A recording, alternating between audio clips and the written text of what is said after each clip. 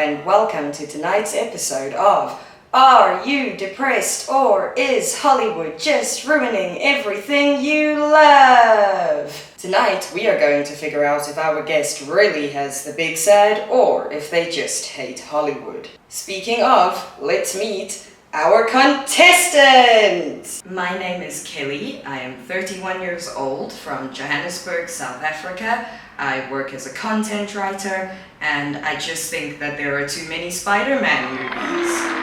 Well said. On that note, are you ready? Yes. Well then, let's find out. Are you depressed or is Hollywood just ruining everything you love? For 10 depression points. When last did you read a book? I don't want to answer that question. For 10 Hollywood points, which of these is not a spin-off, sequel, or adaptation? A. Blue Beetle, B. A Haunting in Venice, or C. Fast 10. I think that is a trick question because they all are. Right, you are. It's a draw, so you get to choose. Depression or Hollywood? I'm gonna go with Hollywood. How many streaming services do you pay for? So I used to. Boyfriend has a Netflix account and I have a Prime Video account, but it's the only one that I pay for myself, so 1. Is that your final answer? Final answer. And do you use these streaming services? Do you still enjoy movies every now and then?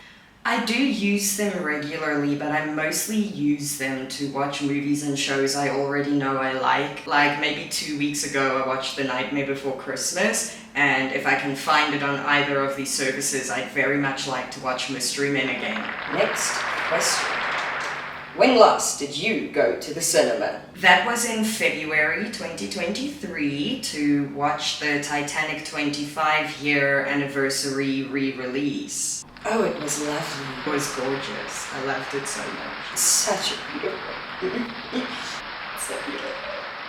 So great. Anyway, for all the beans, which 2024 release are you looking forward to the most? To be honest, I'm not really looking forward to any of them, but Imaginary Friends does sound pretty good. Kelly, are you ready for the verdict? Yes. You're old. You're just old. You have won a box of ibuprofen for your backache. And that's that. Tune in again next week to find out if you're depressed or if Hollywood is just destroying everything. That's all from me. Good night!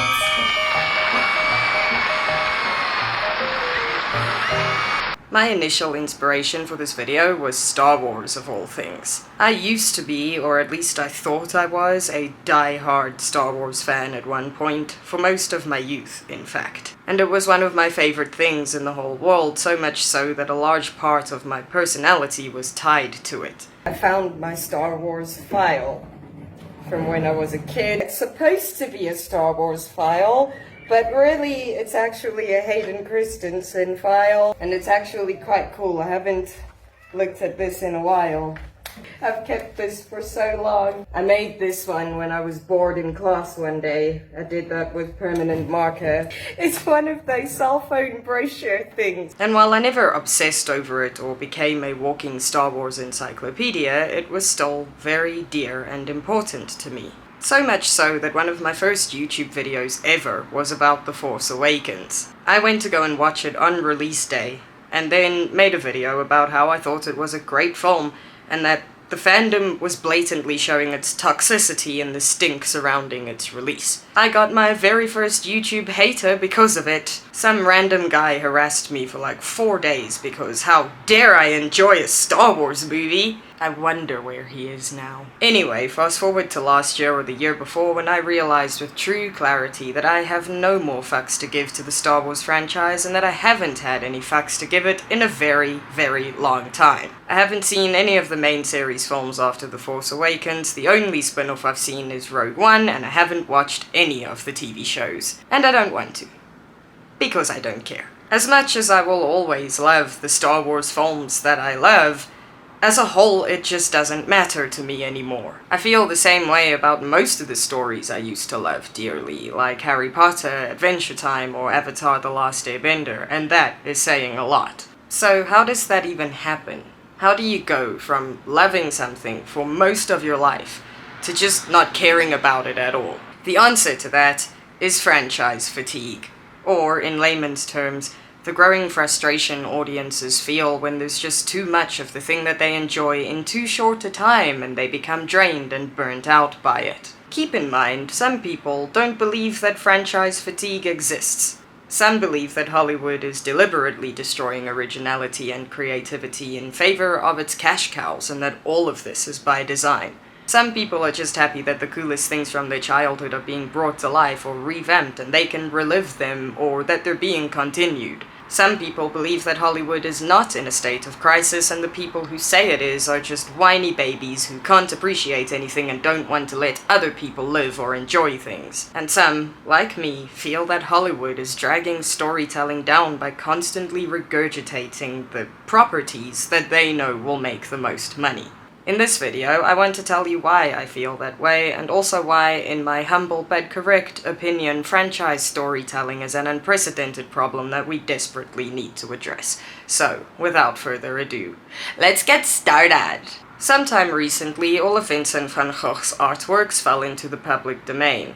That's why everywhere you turn you see Starry Night themed products, because the ones making them are allowed to sell it to you now. Starry Night is a majestic artwork, and therefore so are all of the shoes and dresses and water bottles and cell phone cases and yada yada. Okay, they're nice. Fine, whatever. But you wouldn't pay between 70 and 100 million US dollars for a Starry Night themed water bottle, would you now? Well, guess what? That's how much the original painting is worth. No reproduction will ever come close to that in value. And that's kind of how I feel about stories.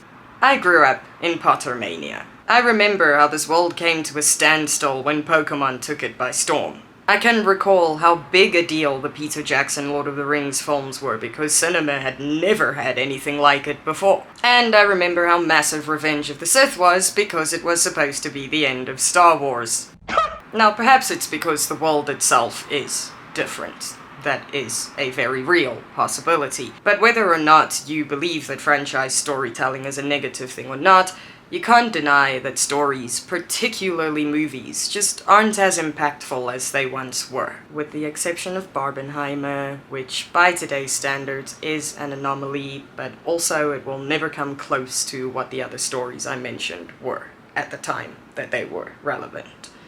Also, I didn't know that Oppenheimer existed until the day it was released into cinemas, but maybe I just wasn't paying attention. Anyway, of course, storytelling itself isn't set in stone, and there will never be one overarching formula for how it's done. Trends come and go, technology advances, and Hollywood will continue to find sneaky and manipulative ways to get us to throw money at it. It's only logical and also inevitable that over time both stories and the audience will change. But has it changed for the worst is my question. To be honest, I really do think so, because there's nothing to get excited for anymore. There's nothing to get invested in, and there's nothing to savor, because original storytelling is currently on life support. But this brings another topic into this conversation: originality. Just for the sake of clarity, when I say original or originality or reference that in any way, shape or form, I am talking about stories, mostly movies, that do not qualify as a sequel, prequel, reboot, revival, spin-off or expansion, retelling or reimagining, remake or rehash, or adaptation. So, in other words, a story and characters in a world that simply didn't exist before in any way, shape, form or medium. And so we get to my biggest problem with franchised storytelling, which I will henceforth for all of time call the never-ending stories. Because that's what they are, they just never end and I'm tired. I'm going to use Harry Potter as the main example, because I also feel like it's one of the best ones. The original 7 books always have been and always will be the story that means the most to me in this universe, in this lifetime. And being a part of that from the very beginning to the very end is not something I think I will ever get to experience again. and also it was wonderful. So I looked into it, and apparently Pottermania began in 1999, the same year that Harry Potter and the Prisoner of Azkaban was released. So they made these, and then they made this, and then they made this, and then they made this, and then they made this, and this, and then they made this, and then they made this, and then they made this, and then they made this, and now they're doing this.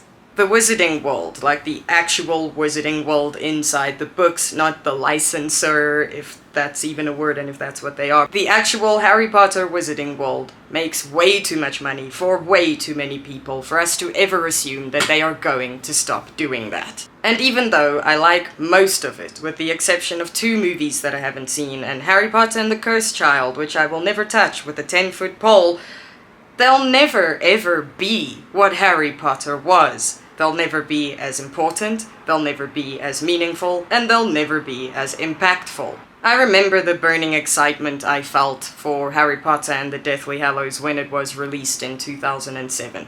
I remember waiting until after school to read the last few chapters so that I could savor it. I remember sitting outside by myself on a relatively cloudy and windy day and finally finishing a story that I had been invested in for the last 10 years. And it was very, very special. Like I said, nothing will ever feel like that again. It was the most meaningful send-off of our generation, I would say. Until they went and undid it all, because apparently, in Harry Potter and the Cursed Child, nothing Harry did matters because some stupid, meddling kids can just rewrite the timeline and bring Voldy back. So then what? I ask of you, what was the point of Harry Potter and the Deathly fucking Hallows? Ooh, it's infuriating! I'm calm. Another example of this would be Adventure Time, another thing that is very, very dear to my soul. Look, I wasn't crazy about the ending of it, but at least it ended. And whether I like it or not, I suppose it was an objectively good ending, most people would say.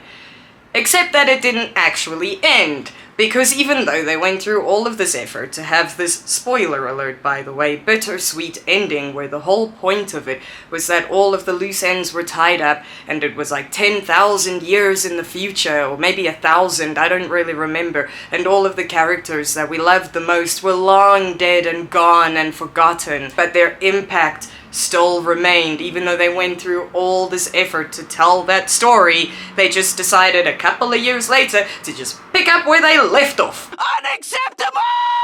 I just want to say here that these never-ending stories are not always a terrible thing. Long-running shows have been a staple for most of TV history. For example, look at The Simpsons, look at It's Always Sunny in Philadelphia, look at something like Grey's Anatomy, look at Family Guy or South Park. But I feel like the difference between those and what I'm talking about in this video is that stories like that aren't really expected to have a middle or an end. They just continue, they're just shenanigans, they're sort of open-ended, and they're not necessarily working towards a particular point. I suppose Star Trek also falls into this category because it is kind of continuous by default and always has been, but my problem with it is that even though they have a literal universe of ideas to pull from, they keep defaulting to the generic comfortable ones. And that kind of makes it a little bit too formulaic. I also feel like in the last few years, they've just been making too much Star Trek. Time to take out the garbage. We also have comic books, which are usually known for their decades-long runs and their oceans of spin-offs and their storylines with no end or limit in sight. It's kind of an expectation that comic book stories never truly end, so I guess they are an exception, and so are video games. I feel like gamers are the least likely to resist their favorites being remade or remastered or republished or continued. Look at The Elder Scrolls. Fans of the Elder Scrolls never seem to tire of the Elder Scrolls. They've also been begging for Valenwood for like 6 years. But even in video games, the one place where I feel this is least likely to occur, people still experience franchise fatigue. Pokemon fans, even the most die-hard Pokemon fans, have said many times that they don't want Pokemon games released every single year, and that they'd rather wait a longer time for better games than have all of it all of the time. And going back to the Elder Scrolls, the very people who keep paying for Skyrim love to complain that Bethesda keep re-releasing Skyrim because they're tired. It is kinda crappy when you're literally just reselling the same thing every couple of years instead of doing the thing you promised you would do 6 years ago. Oh, and then there's also like the FIFA games where it's literally just the same thing every year, and then they charge full price for it. So franchise fatigue definitely still exists in the gaming industry. I think it exists in all creative industries. And I think that it's because people are just tired of being held hostage by the entertainment that they love. In today's world, it's almost as though we're not allowed to leave the stories that we love or the worlds that we fall into. If you go in, you can never get out. But because of this, we never get closure. We never get to savor it. We never get to sit with it or stew in it, because there will always be more. I wholeheartedly believe that stories should end. Mostly because I believe, and this is just my opinion, that's what gives them meaning, that's what solidifies them. That is why stories have impact, because they end. Otherwise, they're just soap operas. Stories that go on indefinitely tend to become lazier and more absurd with every plot twist. They depreciate over time, and for the most part, they're only enjoyed by people who are literally addicted to them. They're not enjoyed because they're good, or good quality. And the issue is that franchise cinema in particular is starting to feel exactly like that, like a cheap soap opera, to a very uncomfortable degree. Now, I just want to take a moment to explain something that's a little bit off topic, but still kind of relevant. Like I said, some of the most prolific and beloved stories have been going on for decades, and yes, every now and then they do take a little bit of a dip, but it's not a train smash, and it's pretty much a good thing that they've been going on for so long and continue to do so. Nobody's complaining. But what I wanted to say is that sometimes when stories end, it's a little bit complicated. Firstly, sometimes stories end for the wrong reasons, like when shows get cancelled and end on cliffhangers and we never get the satisfaction of seeing them through. And others just haven't ended yet, but we don't know when they will, and it's super frustrating, like with the Kingkiller Chronicles by Patrick Rothfuss. He hit the ground running, and then ran straight into a brick wall. His fans, who once eagerly anticipated Book 3 in the series, The Doors of Stone, now don't really care anymore because it's been like 12 years. It also seems that the longer Patrick Rothfuss waits to complete and publish this book, the more disappointing it will be, because the higher the chance it will be that it wasn't worth the wait at all. It's sort of the same with The Song of Ice and Fire. Many moons ago, fans of the book series eagerly anticipated the thrilling conclusion to this series that they never got because it was pushed to the wayside in favor of Game of Thrones, the TV show, and it's still not here. It's also been about 12 years now, and I just don't think people care as much as they used to. Then, let's talk about Game of Thrones, because look at that fiasco. Now, I have never actually seen the show through to its end, but I can assure you that most people, the scathing majority, hated the way that they wrapped it up. Most people say that it was a slap in the face, that it left a sour taste and ruined how they felt about everything that came before then, and that they would rather not have had an ending than the one that they got. Fans of How I Met Your Mother largely say the same thing, but I'm not one of those people. I love the way that How I Met Your Mother ended. Oh, and fans of the original Gossip Girl series as well, a lot of them were displeased by the way that it ended and the big but also dumb reveal. In all of these cases, a very small band-aid was applied to a very big bullet hole.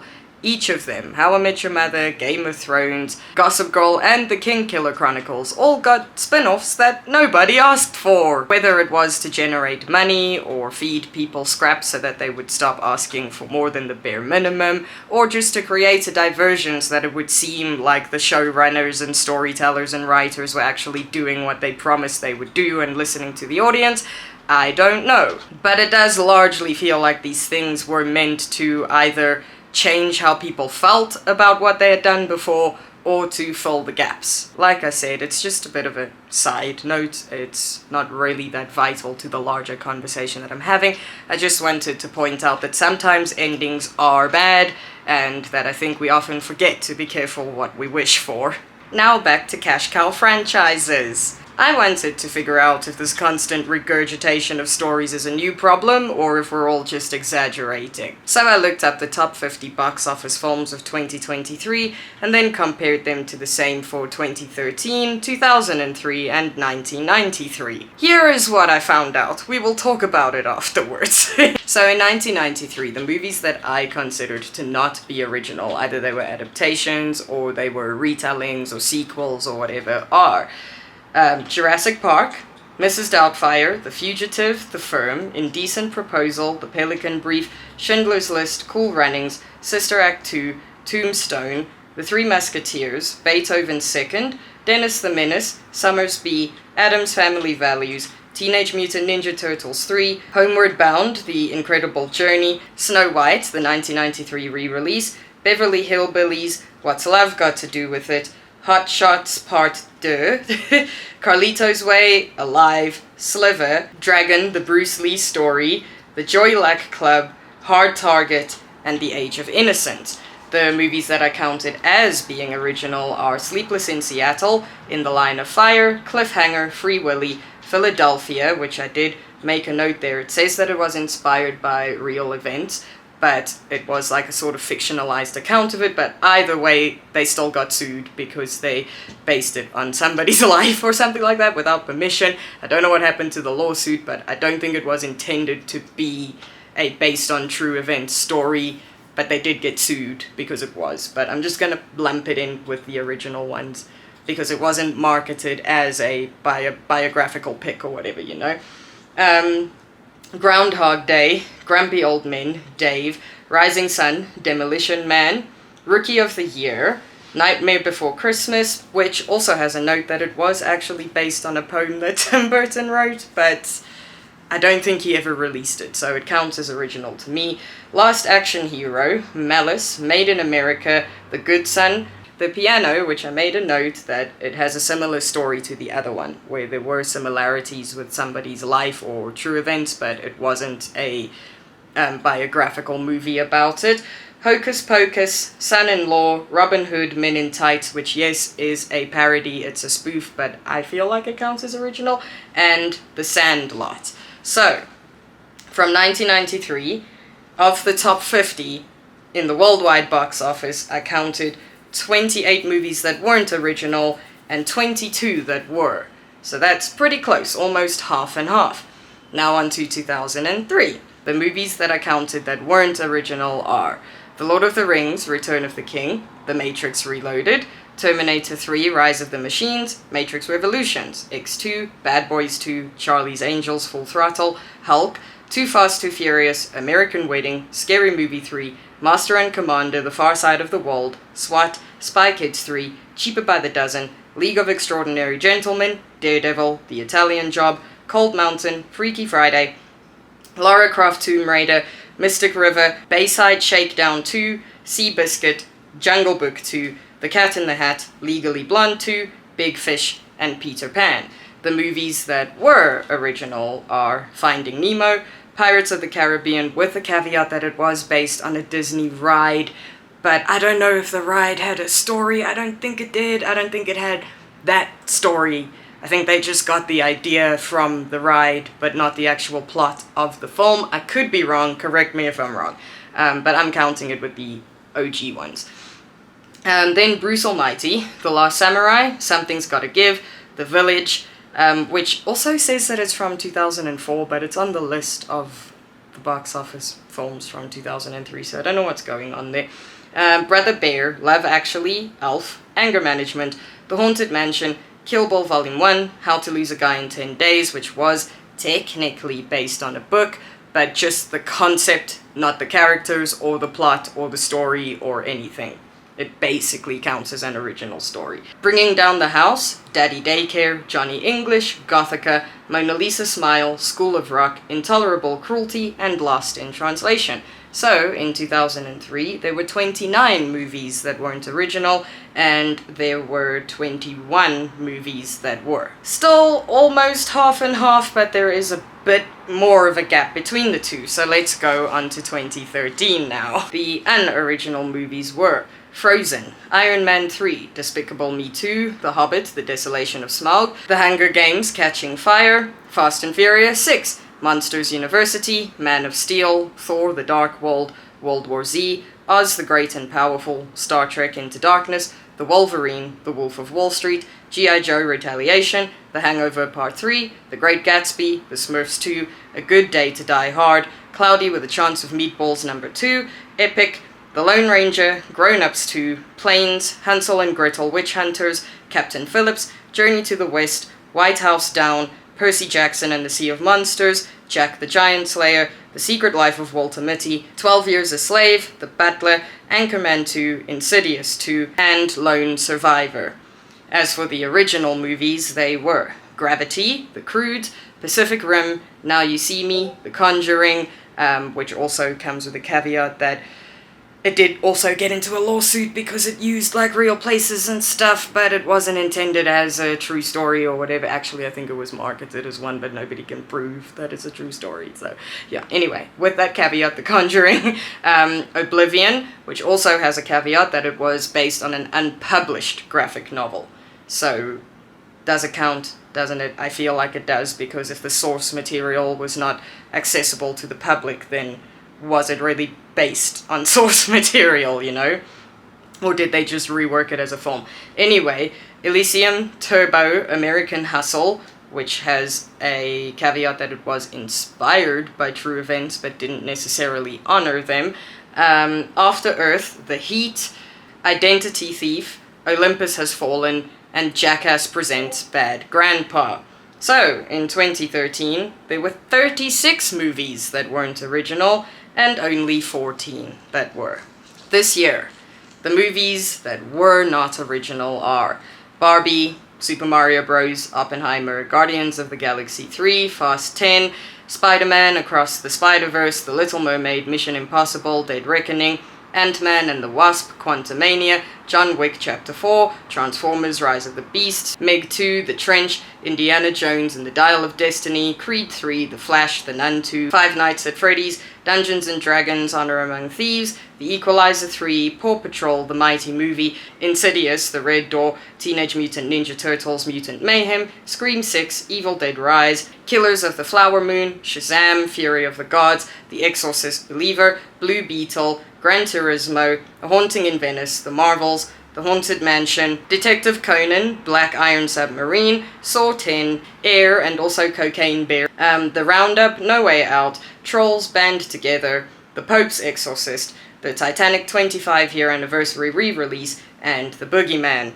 And then on the side of things where they are original, it is Elemental, The Sound of Freedom, which was partially inspired by real events, but I don't think it's 100% a true story. Taylor Swift's Eras Tour, Pathan, or Patan, however you pronounce that, I'm sorry, The Creator, Talk to Me, No Hard Feelings, The Boy and the Heron, and Plane. So, this year, of the 50 top box office films, 41 of them were rehashes. 41 of them were regurgitations. 41 of them were continuations. 41 of them weren't original at all, and only 8 were. Now, of course, this isn't the ultimate truth, because I only looked at the top 50 movies in 4 different years. If you want to dig deeper than that, then go ahead. I do not have the time or energy to do that. My point is, though, that I never, ever again want to hear any of you say that rehashing and regurgitating old stories isn't a problem that exists much worse today than it did before, because I feel like the proof is in the pudding. And the worst part is that I only looked at film, not literature, not TV shows, not video games, just film. But it gets worse, because let's look at the expected releases of 2024. This is from a list that I found on Rotten Tomatoes of the most anticipated films of 2024, and they are Mean Girls, which is a film adaptation of the stage adaptation of the original film. Madame Web, a Spider-Man spin-off. Dune Part 2, a sequel and an adaptation. Kung Fu Panda 4, a sequel. Ghostbusters Frozen Empire, a sort of rebooted sequel. Mickey 7, an adaptation. Godzilla vs. Kong, the latest reboot in a long line of reboots. Then there's Challengers, which looks like an original movie, so yay. The Fall Guy, which is an adaptation. Then If, or IF, Imaginary Friends, which is also an original film and actually sounds pretty cool, and I kinda wanna watch it. Then there's Furiosa, a prequel to Mad Max. Then there is Garfield, a reboot and an adaptation. Then there is Kingdom of the Planet of the Apes, a sequel reboot adaptation. Then there's Ballerina, a John Wick spin-off. Then we have Bad Boys 4, a sequel. Inside Out 2, a sequel. A Quiet Place Day 1, a sequel. Despicable Me 4, a sequel. Twisters, a reboot sequel. Deadpool 3, a sequel. Borderlands, an adaptation. And then something that is called Untitled Alien Movie, but I don't know if that's its name or if it's just, its placeholder name. But on Rotten Tomatoes it says Untitled Alien Movie, which I think is also an original film. Then there's Kraven the Hunter, another Spider-Man spin-off, because one just isn't enough. Then there's Beetlejuice 2, a remake sequel, Transformers 1, a prequel, Joker Folie à Deux, a sequel, Terrifier 3, a sequel, Venom 3, a sequel, and also a Spider-Man spin-off, because apparently 2 of them isn't enough. Then Gladiator 2, which is a sequel, Wicked Part 1, which is an adaptation, The Karate Kid, which is a remake, The Lord of the Rings, The War of Rohirrim, Mufasa, The Lion King, a prequel, Sonic the Hedgehog 3, and Spider-Man Beyond the Spider-Verse, a sequel, and also a Spider-Man spin-off, because 3 isn't enough in 1 year. My only question here is, why the hell is this happening? Why are we getting a Karate Kid remake when we already have Cobra Kai? And it's kind of important that we preserve the original Karate Kid movies because of Cobra Kai. Why are we getting a remake? Why are we getting another Transformers movie? Why are we getting a Mean Girls adaptation of a stage play that was adapted from the original movie? And why the fuck are we getting four Spider-Man movies in 1 year? So, I ask you, with tears in my eyes, who is asking for this? I desperately want to know who is demanding all of these shitty Disney live-action remakes, who is demanding that they change the beloved characters to suit the narrative, who is demanding that they actually change the stories that we love and that we don't mind, even if they are a little bit problematic. Who's demanding that? Who keeps demanding Marvel Cinematic Universe films? Who keeps demanding more Transformers films? And who actually wants 4 different Spider-Man movies in the span of 1 year? I genuinely want to know. I'm not judging you if you do. I just want to know why. Storytelling, and again especially cinema, has gotten to a point where there is a literal overabundance of stories. So then how is it that we're this bored and this over it? Could it be that we're craving something more, something different, something a little bit more interesting than 4 Spider-Man movies in 1 year, and a remake of a remake, and sequels to sequels? Are our entertainment needs actually being met here? Because Hollywood likes to claim that it's supply and demand, but then we circle back around to who is asking for it? And even if people are asking for more Spider-Man, are you asking for the Spider-Man that they are giving you? Even if you did want more Lord of the Rings, are they giving you the Lord of the Rings that you were looking for? And if you are looking for more book-to-movie adaptations, are they adapting the books that you actually want to see on a screen and that would work well as films? Or are they just doing what they want and forcing it upon you? I honestly think that at this point, Hollywood executives are just holding us all hostage, and we have Stockholm Syndrome, and we've convinced ourselves that this is what we want. But is it? Because the numbers are telling a different story. According to most sources and most reports, the box office is actually on a very steep decline at this point. It had a spike with Barbenheimer, but other than that it is steadily going downhill because nobody cares about going to the theater anymore. They just don't. They couldn't be bothered because nothing's pulling them to the theater. We could blame the pandemic for that, but let's face it, the lockdowns happened a long time ago. How much longer are we going to blame it? We could also try to convince ourselves that streaming killed cinema, but did it though? Because there's also a max exodus from most of the streaming services happening right now. People are literally pledging to return to piracy because paying for film just simply isn't worth it anymore, be it the cinema or the streaming services. But we could also technically blame China for this, because today I learned that the reason why they keep churning out Transformers movies is because they do insanely well in China. Like, ridiculously well. And we could also blame the fact that somehow, some way, geeks have come to dominate entertainment, but that they're also vulnerable and incredibly easy to bait, and that nostalgia just happens to make an insane amount of money. And if you really wanted to, I suppose you could blame the writers' strike, but I don't see what that has to do with your interest in these franchises that have been around for much longer than it. The quality of storytelling has deteriorated significantly, and all of these revivals and reboots and remakes and regurgitations are nothing more than mediocre and lazy. Minimal thought goes into them, and they make maximum amounts of money. So of course Hollywood is going to drag them on and on and on and on. Hollywood has always been driven by sales. This is literally nothing new. It has always been that way. But I feel like now the audience is starting to realize this more than ever before. And I really do believe that stories are starting to lose their meaning because of how greedy and lazy and mediocre Hollywood has become. Sort of like how you could be the biggest fan of macaroni and cheese. It could be your favorite food in the world. But if you had to eat it every single day for breakfast, lunch, and supper, and dessert, and a midnight snack on repeat, and every restaurant you go to only has mac and cheese on the menu, you'd get sick of it.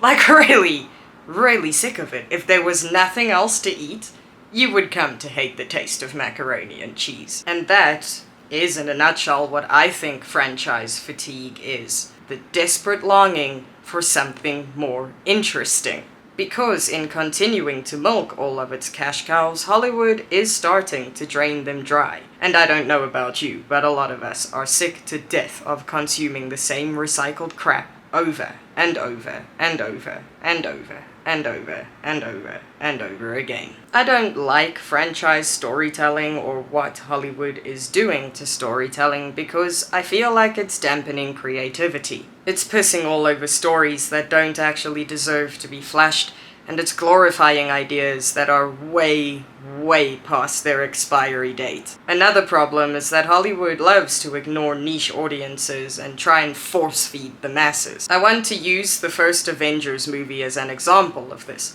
Comic book nerds everywhere waited for the day that the Avengers would come to life, but when it did, it wasn't made for them, which is why it was so massively successful, but it was also kind of lackluster and unimpressive, and nowhere near as good as it could and should have been. It wasn't the Avengers movie that comic book nerds wanted, it just happened to be the Avengers movie that they got, and obviously they were going to watch it, because there was nothing like it. But it's not all bad. A lot of people don't mind franchise storytelling. And many people don't have a problem with creative liberties being taken and the stories they love and adore and cling to being changed or altered to better suit the world that we live in now. Some people don't mind it because the more the merrier. And another unexpected consequence of franchise storytelling is that previously underrated or unknown writers or filmmakers or independent writers and filmmakers now have a bigger platform because a lot of people are sick of Spider-Man, and they're sick of Mad Max, and they're sick of Transformers, and they're sick of the Joker, and they're sick of Harry Potter, and they're sick of all of these mass-market franchises that are being forced down our throats, so they actively go looking for independent stories. Another thing I want to say is that sometimes reboots are great when they are justified. For example, there was a show that I absolutely adored when I was a kid. It was called Dinosaurs, but its graphics were kind of atrocious, even back then. And they have not aged well, and it's very difficult to watch, like it literally hurts my eyes. That's how bad the CGI was. So, you know, if they wanted to bring that back with our technology, I probably wouldn't complain. That would actually be pretty awesome. But when it's a live-action Avatar: The Last Airbender, is it really justified? Is it? Firstly, the original show is not that old. It's like, what, 18 years old? But it holds up. It's not dated. It has stood the test of time. If you wanted to refresh it, you could just remaster it. You don't have to make it live action. Also, it's not the sort of show that should ever be live action. I don't care how good this Netflix show is, it is going to lose all of its charm. Because that sort of charm only exists in animation. But also, like I was saying with Harry Potter and its many spin-offs, this live-action Avatar: The Last Airbender will never be the original Avatar: The Last Airbender. And I love the original Avatar: The Last Airbender. This Netflix show, even if it's a masterpiece, is going to pale in comparison. Water bottle, 70 to 100 million US dollars. And then, if you want to watch Avatar: The Last Airbender, why don't you just go watch Avatar: The Last Airbender? It's right there. We didn't need a new one. But look, this was mostly me ranting about franchise fatigue because of how frustrated I am by it. Because, like I have said many times in this video, I don't think that it's healthy for storytelling, or creativity, or originality, or the entertainment industry. But at the end of the day, if you are amped because there are 4 more Spider-Man movies coming in 2024, then you do you, boo. I'm gonna sleep the same at night. I'm not trying to stop you, actually. If you love all of the Star Wars and Marvel and Harry Potter and Transformers and other such fun things, continue loving them. I'm not the boss of you, and I'm not trying to get you to hate them. But my point is that I'm tired.